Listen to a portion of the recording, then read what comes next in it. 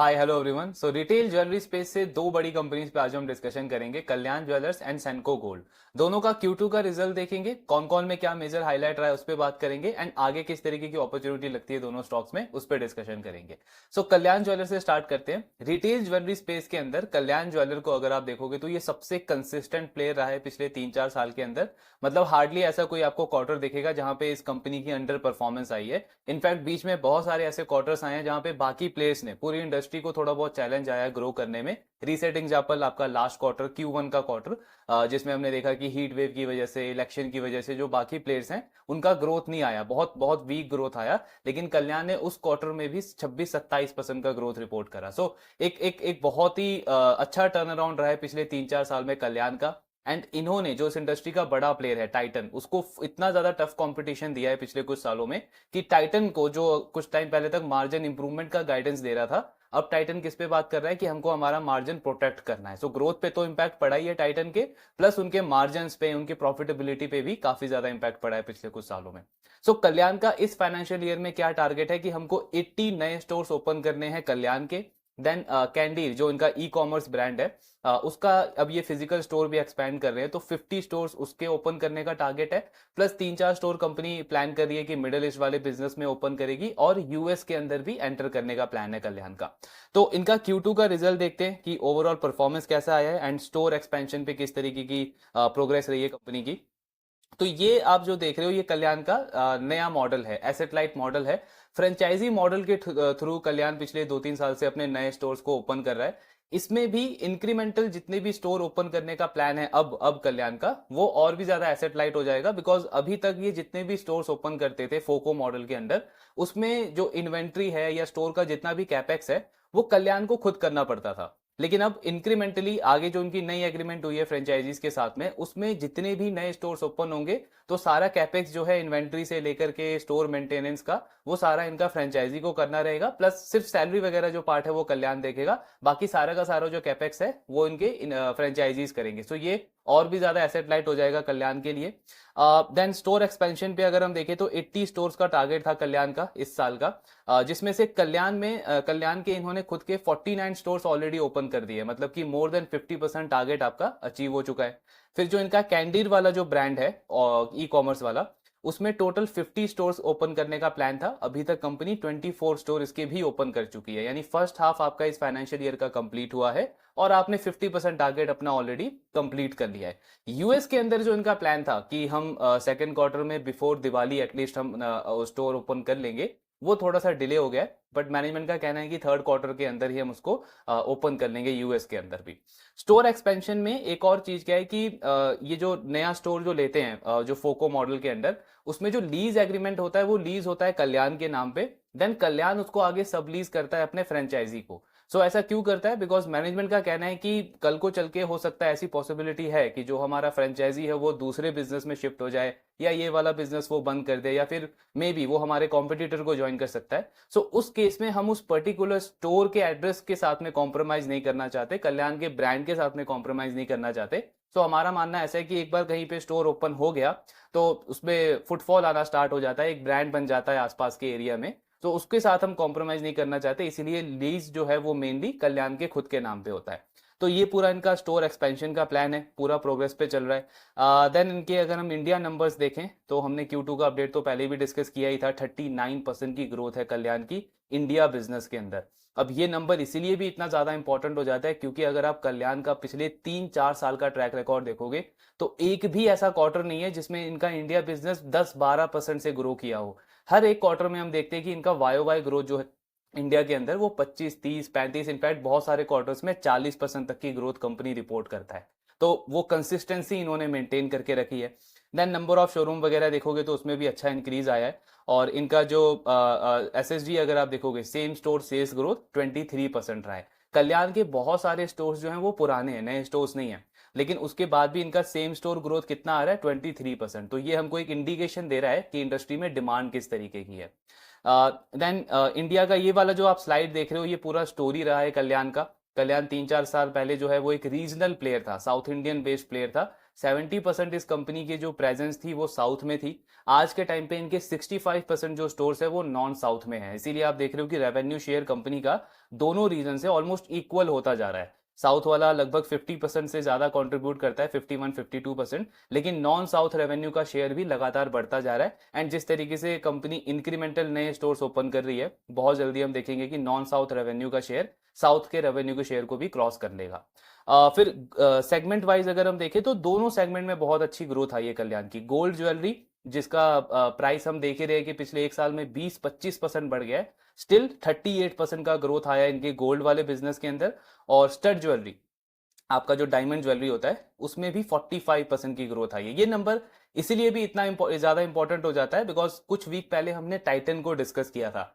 Titan का margin profit बहुत ज्यादा गिर गया था। प्रॉफिट तो आई थिंक 23-24% से गिर गया था। एक रीजन उसका ऑफ कोर्स वो था आपका कस्टम ड्यूटी का, लेकिन उसके अलावा मैनेजमेंट ने क्या बोला कि जो स्टड वाला बिजनेस है हमारा, वो अच्छा परफॉर्म नहीं किया। स्टड रेशियो हमारा कम रहा क्योंकि जो जो सॉलिटेयर ज्वेलरी है उसमें हमने डिमांड में स्लो डाउन देखा, उसके प्राइस में फ्लक्चुएशन हुआ, तो लोगों ने एक तरीके से बाइंग को पोस्टपोन किया। लेकिन कल्याण के साथ में ऐसा केस नहीं है। इनका तो स्टड ज्वेलरी जो है वो गोल्ड ज्वेलरी से भी ज्यादा अच्छे से ग्रो किया है, 45% से ग्रो किया है। इसका रीजन एक्चुअली मैनेजमेंट ने अपने कॉन कॉल में भी दिया। तो मैनेजमेंट का कहना है कि जो हमारा कॉम्पिटिटर है, जो टाइटन है, उनके जो नॉर्थ में, दिल्ली में, पंजाब में, इन इन सारे रीजन्स में जो स्टोर्स हैं, वहां पे लोगों की प्रेफरेंस होती है कि इन्वेस्टमेंट पर्पज से वो बाय करते हैं इसको, सॉलिटेयर को। लेकिन हमने स्टार्टिंग से ही स्टड ज्वेलरी को, डायमंड ज्वेलरी को प्रमोट किया है एज अ कंजम्पशन के लिए। तो हमारे जो क्लाइंट्स हैं, हमारे जो कंज्यूमर्स हैं, उनको प्राइस फ्लक्चुएशन का इतना ज्यादा इंपैक्ट नहीं पड़ा है और इसीलिए हम तो बहुत सॉलिड डिमांड विटनेस कर रहे हैं। प्लस अभी जो थर्ड क्वार्टर चल रहा है उसमें भी स्टड ज्वेलरी की डिमांड काफी अच्छी है। सो ये एक और पार्ट है जहां पे आप देख सकते हो कि कल्याण मतलब बहुत बड़े मार्जिन से अगेन टाइटन को आउट परफॉर्म कर रहा है। स्टड ज्वेलरी का शेयर अगर आप देखोगे कल्याण का, तो 30% के आसपास जो इनका सेल्स है वो स्टड ज्वेलरी से आता है। लेकिन ये नंबर यहां से और ज्यादा नहीं बढ़ सकता, ये 30 से 32% के आसपास ही रहेगा। इसका रीजन ये है कि कल्याण जितने भी नए स्टोर्स ओपन कर रहे हैं वो ये टीयर 2 टीयर 3 मार्केट के अंदर ओपन कर रहे हैं, और वहां पे स्टड ज्वेलरी यानी डायमंड ज्वेलरी का जो सेल है वो कम रहता है कंपेयर टू मेट्रो और टीयर 1 सिटीज। तो ये यहां से कम भी नहीं होगा, लेकिन एक ज्यादा इंप्रूवमेंट भी हम यहां से एक्सपेक्ट नहीं कर सकते। सो 30 से 32% के आसपास का मैनेजमेंट कह रहा है कि स्टड ज्वेलरी का शेयर रहेगा हमारा आने वाले टाइम के अंदर। देन मिडल ईस्ट का बिजनेस, जो कि ऑफ कोर्स इंडिया में जिस लेवल से गोल्ड ज्वेलरी का बिजनेस चल रहा है, जैसा मार्केट ग्रो कर रहा है, वैसा ग्रोथ वहां पे नहीं है, बट स्टिल कल्याण की इस क्वार्टर में वहां पे काफी अच्छी परफॉर्मेंस आई है। यूजुअली हम देखते थे कि कल्याण 10-12% से ग्रो करता है, लेकिन इस क्वार्टर में 27% का ग्रोथ आया इनका मिडल ईस्ट के अंदर। स्टोर शोरूम्स वगैरह वहां पे भी बढ़ाए हैं कंपनी ने, एंड ओवरऑल 17% का पैट आया इनका मिडल ईस्ट वाले बिजनेस के अंदर। और अगर आप कंसोलिडेटेड लेवल पे देखोगे तो 37% का सेल्स का ग्रोथ है। प्रॉफिटेबिलिटी पे इंपैक्ट पड़ा है, ऑफ कोर्स मार्जिन हो या आपका पैट का नंबर हो, इस पे इंपैक्ट पड़ा है कस्टम ड्यूटी की वजह से। सो ये जो आप 130 करोड़ का प्रॉफिट देख रहे हो कल्याण का, जो कि लास्ट ईयर सेकंड क्वार्टर में 135 करोड़ था, तो मतलब वाई वाई 3% का डिक्लाइन आया है प्रॉफिट में। इसको हमको कस्टम ड्यूटी के साथ में एडजस्ट करके देखना है, बिकॉज तब हमको क्लियर पिक्चर समझ में आएगा कि बिजनेस ने कैसा परफॉर्म किया। बिकॉज कस्टम ड्यूटी एक एक्सटर्नल इवेंट है, वन टाइम एक तरीके का इंपैक्ट है वो सारे बिजनेसेस के ऊपर। तो कल्याण ने इस क्वार्टर में लगभग 69 करोड़ का लॉस लिया है कस्टम ड्यूटी की वजह से। तो अगर हम उसको एडजस्ट कर दें तो कल्याण का जो नेट प्रॉफिट है वो लगभग 180-190 करोड़ के आसपास हो जाता है। यानी कि लास्ट ईयर के कंपैरिजन में एक्चुअली में कल्याण का 35-38% के आसपास का पैट ग्रो हुआ है। थोड़ा बहुत ऑपरेटिंग लेवरेज मिला है कंपनी को, जो कि बहुत अच्छी चीज है। मतलब डायरेक्शनली बिजनेस ने बहुत अच्छा परफॉर्म किया है, जस्ट बिकॉज वन टाइम आपको इंपैक्ट पड़ा है कस्टम ड्यूटी का, इसलिए आपको ये नंबर में थोड़ा सा इंपैक्ट देखने को मिल रहा है।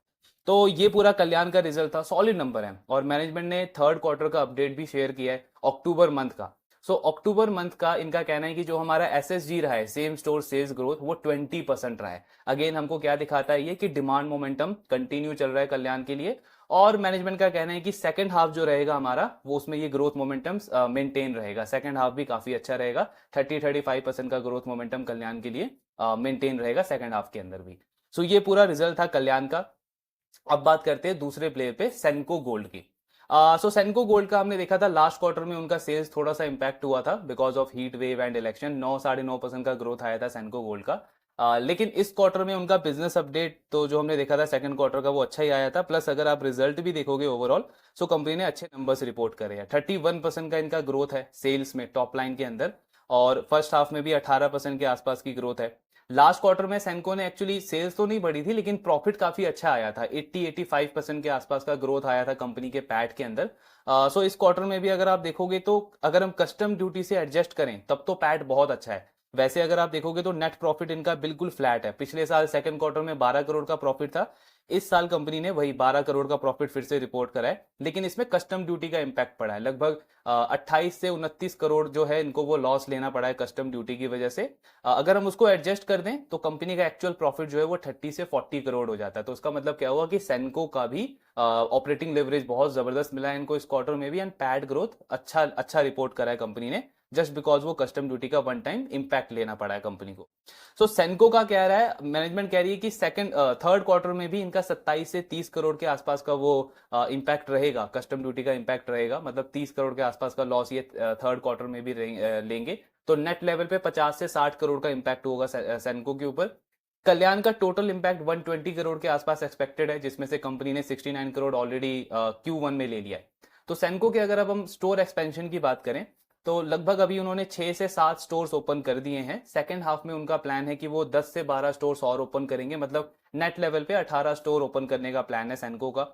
देन सेनको का भी अगर आप स्टड ज्वेलरी का सेल्स देखोगे तो बहुत अच्छा रहा है। इस क्वार्टर में स्टड ज्वेलरी का शेयर बढ़ करके 11.5% के आसपास आ गया है। स्टड स्टड रेशियो जो है सेनको का वो कम है पूरे इंडस्ट्री में, अगर हम कल्याण और टाइटन से कंपेयर करेंगे 11-11.5% के आसपास का उनका स्टड रेशियो रहता है। लेकिन मैनेजमेंट का टारगेट है कि अगले 2-3 साल में इसको वो 15% तक लेके जाएंगे। तो क्या होगा, आपका मार्जिन इंप्रूव होने का चांस है, सेम जो हमने पीएन गाडगिल के केस में डिस्कस किया था।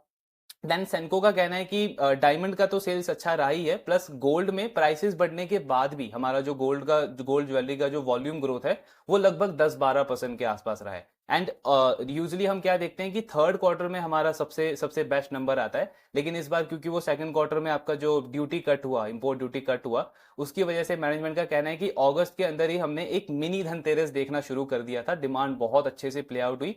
फिर सितंबर में जो आपका ये फेस्टिव सीजन, आपका दिवाली का सीजन था, उसके लिए लोगों ने प्रिपेयर करना स्टार्ट कर दिया, लोगों ने ग्रोथ बाइंग करना स्टार्ट कर दिया। एंड इनफैक्ट जब गोल्ड प्राइसेस हाई पे भी थे, 80-81,000 तक गोल्ड का प्राइस गया है, तब भी कंपनी कह रही है कि हमारे स्टोर्स में फुटफॉल वगैरह काफी अच्छा रहा है, डिमांड काफी अच्छी रही है। सैनको ने भी अपने थर्ड क्वार्टर का बिजनेस अपडेट शेयर किया है, अक्टूबर मंथ का इन्होंने बिजनेस अपडेट शेयर किया है। सो सैनको ने बताया कि इनका अक्टूबर मंथ में जो सेल रहा है वो 1000 करोड़ का रहा है, और सैनको की हिस्ट्री में अभी तक ये एक महीने में सबसे ज्यादा सेल्स है, सबसे हाईएस्ट सेल कंपनी ने अचीव किया है। पिछले साल इनका थर्ड क्वार्टर में लगभग 1650 करोड़ के आसपास का सेल्स था थर्ड क्वार्टर में पिछले साल। इस साल कंपनी ने सिर्फ अक्टूबर के मंथ में 1000 करोड़ का सेल अचीव किया। इसका मतलब क्या हुआ कि पिछले पूरे क्वार्टर का सिर्फ एक ही महीने में इन्होंने 60% सेल अचीव कर दिया है। लेकिन इसमें एक चीज हमको ये भी कंसिडर करनी पड़ेगी कि लास्ट ईयर जो दिवाली था वो आपका 10 नवंबर से स्टार्ट हुआ था, धनतेरस वगैरह, और 12-14 नवंबर तक दिवाली चली थी, मतलब थोड़ा सा डिले था दिवाली। इस बार सिर्फ हम अक्टूबर के मंथ को कंपेयर कर रहे हैं तो लाइक टू लाइक कंपैरिजन बनता नहीं है, बिकॉज दिवाली इस बार अक्टूबर में ही सारे वो धनतेरस वगैरह आ गए थे। बट स्टिल हमको समझ में आता है कि डिमांड मोमेंटम कंपनी का काफी अच्छा चल रहा है। प्लस मैनेजमेंट का कहना है कि दिवाली के बाद क्या होता है कि हफ्ते 2 हफ्ते तक थोड़ा सा लल पीरियड रहता है, बिकॉज थोड़ा सा रिलैक्स मोड पे रहते हैं कंज्यूमर्स। देन ग्रेजुअली आगे जो वेडिंग सीजन होता है उसकी बाइंग आनी स्टार्ट होती है। लेकिन इस बार क्योंकि गोल्ड के प्राइसेस आप देखोगे तो 7-8% गिर गए हैं, जो उनका हाई था गोल्ड का, वहां से 7-8% गोल्ड के प्राइसेस कम हो गए हैं। तो मैनेजमेंट कह रहा है कि वो रिलैक्स मोड हम देख नहीं रहे हैं। जो कंज्यूमर्स जिनका बाइंग में भी जनवरी फरवरी में था, उन्होंने भी अपने बाइंग को प्रीपोन कर दिया है बिकॉज गोल्ड के प्राइसेस गिर गए हैं। तो ये एक और अच्छा सेंटीमेंट है पूरी इंडस्ट्री के लिए कि वो ग्रोथ मोमेंटम कंटिन्यू चल रहा है। प्लस इस बार ऐसा बोला जा रहा है कि इंडिया की हिस्ट्री में ये जो अगला 7-8 महीना रहेगा आपका, नवंबर से लेकर के जो मई तक का टाइम है, इसमें इंडिया की हिस्ट्री में सबसे ज्यादा वेडिंग्स होने वाली है। बहुत स्ट्रॉन्ग वेडिंग सीजन है ये अभी तक इंडिया के लिए पिछले कुछ सालों में। एंड लास्ट 1-2 साल अगर आप कुछ बिजनेसेस को ट्रैक करते हो, लाइक वेदांत फैशन और कुछ 1-2 जो कंज्यूमर कंपनीज हैं, उनका ग्रोथ का क्या प्रॉब्लम रहा था, उनका कहना था कि जो वेडिंग ओकेशंस हैं वो काफी कम रहे हैं पिछले 1-2 सालों में। लेकिन इस बार वो उस चीज में बहुत बड़ी इंप्रूवमेंट है। इंडिया की हिस्ट्री में ऐसा बोला जा रहा है कि अभी तक की सबसे लंबा वेडिंग सीजन रहेगा। तो उसका भी डेफिनेटली फायदा होगा सैनको एंड कल्याण और वेदांत फैशन जैसी कंपनीज को। तो ग्रोथ के लिए दोनों कंपनीज बहुत ज्यादा सॉलिड उन्होंने कमेंट्री दिया है आने वाले सेकंड हाफ के लिए भी। प्लस सैनको का तो है कि अगले 3-4 साल तक ये 18-20% पे इजीली ग्रो कर सकते हैं। अगर गोल्ड के प्राइसेस बढ़ते हैं तब भी ये ग्रोथ मोमेंटम कंटिन्यू रहेगा। क्यों? बिकॉज इस ज्वेलरी इंडस्ट्री में क्या होता है कि आपका रेवेन्यू ग्रोथ कॉम्प्रोमाइज नहीं होता है। अगर गोल्ड के प्राइसेस बढ़ जाते हैं तो वॉल्यूम ग्रोथ कम हो सकता है। जैसे फॉर एग्जांपल अगर 20% का रेवेन्यू ग्रोथ है तो पहले 15% वॉल्यूम ग्रोथ से आ रहा है, 5% वैल्यू ग्रोथ से आ रहा है। लेकिन अगर गोल्ड के प्राइसेस बढ़ गए हैं तो वॉल्यूम ग्रोथ का मे बी 5% आ जाएगा और वैल्यू ग्रोथ 15% चला जाएगा। बिकॉज लोग क्वांटिटी कम कर सकते हैं बाइंग की, लेकिन ऐसा नहीं हो सकता कि बिल्कुल ही डिमांड एकदम से कम हो जाए। तो इसलिए ग्रोथ मोमेंटम को लेकर के तो दोनों कंपनीज बहुत कॉन्फिडेंट है। सेकंड हाफ के लिए भी कंपनी का कहना है कि 18-20% का जो हमारा गाइडेंस है इस साल का, उसको हम बहुत इजीली अचीव कर लेंगे। तो रिजल्ट दोनों कंपनीज के अच्छे आए हैं, कल्याण का भी अच्छा आया, सैनको का भी अच्छा आया। आगे का कमेंट्री का गाइडेंस भी बहुत दोनों कंपनीज ने बहुत अच्छा दिया है। अब बात करते हैं अपॉर्चुनिटी की, किस तरीके की अपॉर्चुनिटी लगती है। कल्याण का अगर आप देखोगे तो ग्रोथ वाइज तो अगेन मतलब इतने बड़े बेस के ऊपर भी ये कंसिस्टेंटली ऐसी ग्रोथ रिपोर्ट कर रहा है। तो बहुत अलग ग्रोथ ट्रेंड चल रहा है कंपनी का। वैल्यूएशन वाइज जरूर थोड़ा सा 105 110 का जो पी मल्टीपल है वो थोड़ा सा डिस्कंफर्ट देता है। तो इस लेवल पे पर्सनली आई फील कि फ्रेश कैपिटल बिल्कुल थोड़ा सा कंफर्टेबल नहीं बनेगा ऐसे बिजनेस में डालने का। लेकिन इन केस अगर मेरे पोर्टफोलियो में ऑलरेडी ये बिजनेस है तो मे बी इस लेवल पे थोड़ा बहुत मैं एलोकेशन कम कर सकता हूं अगर एलोकेशन हाई है। बट मैं बिल्कुल ही एग्जिट तो नहीं कर सकता ऐसे बिजनेस पे जहां पे मुझे पता है कि पिछले 3-4 साल में कंपनी ने इस लेवल का टर्न अराउंड दिखाया है। इनका टारगेट है इस साल का कि 300 करोड़ का डेट ये कम करेंगे, जिसमें से 150 करोड़ के आसपास कंपनी ऑलरेडी कर चुकी है। तो जब डेट आपका कम होगा तो फाइनेंस कॉस्ट और कम होगा, जिससे क्या मिलेगा? ऑपरेटिंग लेवरेज मिलेगा। स्ट्रक्चरली मुझे क्लियरली दिख रहा है कि कल्याण हर एक प्लेयर को, बड़े से बड़े प्लेयर को आउट परफॉर्म कर रहा है। तो बिल्कुल ही मिस तो नहीं, मैं नहीं करना चाहूंगा पर्सनली अगर मेरे पोर्टफोलियो में ऐसा प्लेयर है। बट यस, फ्रेश कैपिटल के लिए मैं कंफर्टेबल नहीं रहूंगा ऐसे बिजनेस में डालने के लिए, बिकॉज मुझे पता है कि इंडस्ट्री में और भी मेरे पास ऑप्शंस हैं। अगर ये फैशन रिटेल वाला केस होता, जैसे ट्रेंड को आपने देखा, ट्रेंड का पी मल्टीपल जो है वो 100 से बढ़ के 150 तक गया, 150 से 200 गया, 200 से 250 गया। क्यों? बिकॉज ट्रेंड पूरे इंडस्ट्री में सिर्फ एक लौता ऐसा प्लेयर था जो 50-60-70% पे कंसिस्टेंटली ग्रो कर रहा था। बाकी जितने भी प्लेयर्स हैं फैशन रिटेल इंडस्ट्री में वो सब ग्रोथ को लेकर के रो रहे थे। कोई कह रहा था कि फुटफॉल ही नहीं हो रहा, इन्फ्लेशन इतना बढ़ गया है, लेकिन ट्रेंड उन सबको सिंगल हैंडेडली आउट परफॉर्म कर रहा था। तो इसलिए मार्केट भी उसको प्रीमियम वैल्यूएशन दे रहा था। ज्वेलरी इंडस्ट्री की अगर हम बात करें तो वैसा केस नहीं है, बिकॉज हमको दिख रहा है क्लियरली कि और भी बहुत सारे बेटर ऑप्शंस हैं। आई एम नॉट सेइंग कि कल्याण का यहां से ग्रोथ नहीं आएगा या स्टॉक नहीं भागेगा, बिकॉज 30-35% पे अगर बिजनेस कंसिस्टेंटली ग्रो कर रहा है, मार्केट शेयर अगर आप कल्याण का देखोगे तो ऑर्गेनाइज रिटेल इंडस्ट्री में 7-8% का मार्केट शेयर बढ़ गया है। सिर्फ ये अनऑर्गेनाइज प्लेयर से नहीं बल्कि ऑर्गेनाइज प्लेयर का भी मार्केट शेयर खा रहा है। तो ग्रोथ डेफिनेटली आएगा कल्याण का, मार्केट इसको अप्रिशिएट जरूर करेगा। बट आई नो कि मेरे पास और भी अच्छे ऑप्शंस हैं, तो वहां भी फ्रेश कैपिटल के लिए एटलीस्ट मैं एक्सप्लोर कर सकता हूं। ये हो गया कल्याण का केस। सैनको की अगर हम बात करें तो सैनको का करंट पी अगर आप देखोगे तो 38-39 के आसपास है। और क्योंकि इनका कस्टम ड्यूटी का इंपैक्ट हुआ है तो इस साल आप देखोगे जो FY25 का इनका फॉरवर्ड पी निकल करके आता है वो इसी लेवल पे आसपास आता है, 35 से 38 के आसपास। बट हमको क्या देखना है? फंडामेंटली बिजनेस कैसा परफॉर्म कर रहा है। तो हमको एक्चुअली कस्टम ड्यूटी को एडजस्ट करके देखना है। तो अगर मैं कस्टम ड्यूटी के इंपैक्ट को एडजस्ट करके देखूं तब सैनको का फॉरवर्ड पी जो है वो 30-32 के आसपास निकल करके आता है। बिकॉज ये कस्टम ड्यूटी तो वन टाइम है, ये नेक्स्ट ईयर नहीं रहने वाला। अगले साल तो कंपनी का नॉर्मलाइज पैट आएगा और वो इतना हाई ग्रोथ दिखाएगा। तो अगर आप नॉर्मलाइज इनका पी देखोगे तो वो 30-32 के आसपास है। बिजनेस कॉन्फिडेंट है कि हम अगले 3-4 साल तक 18-20% से आराम से ग्रो कर सकते हैं। प्लस इस ग्रोथ में 70% जो ग्रोथ है सैनको का वो इनके एग्जिस्टिंग स्टोर से आएगा, सिर्फ 30% ग्रोथ इनके नए स्टोर से आएगा। जिसका मतलब क्या हुआ? जो एग्जिस्टिंग स्टोर्स हैं वो ब्रेक इवन कर चुके हैं, मेच्योर हो चुके हैं, तो उनमें कॉस्ट लेवल कम होगा, जिसका मतलब ऑपरेटिंग लेवरेज मिलेगा। मतलब प्रॉफिट लेवल पे सैनको बहुत आराम से 25% तक का अर्निंग ग्रोथ दे सकता है हमको। और फॉरवर्ड पी कितना है? 30 से 32 का। तो सैनको तो बहुत बेटर डील बनता है करंट लेवल के ऊपर भी, बिकॉज बिजनेस का ग्रोथ अच्छा है, मैनेजमेंट का गाइडेंस अच्छा है और प्लस ऑपरेटिंग लेवरेज मिलने का चांस भी लग रहा है आगे का। अब यहाँ पे एक क्वेश्चन क्या आएगा कि पीएन गार्डगिल और सैनको में अगर कंपेयर करें तो कौन सा बेस्ट ऑप्शन है। मतलब दोनों को अगर आप देखोगे तो एक बेटर प्ले लगते हैं। पीएन गार्डगिल का टॉप लाइन का ग्रोथ अच्छा है, प्लस उनका हमने जो एस्टिमेट लिया था वो काफी कंजर्वेटिव लिया था। बिकॉज पीएन गार्डगिल का भी जब स्टड रेशियो बढ़ेगा या उनका वो जो जीएमएल का लोन लेंगे वो अपने फाइनेंस कॉस्ट उनका कम होगा, तो उससे क्या होगा? उनका अर्निंग ग्रोथ ज्यादा आएगा आने वाले टाइम में। तो उसको अगर आप काउंट इन करोगे तो पीएन गार्डगिल का भी फॉरवर्ड पी लगभग 35-40 के रेंज में ही आ जाता है। दोनों प्लेयर आई फील की एक बेटर प्ले लगते हैं।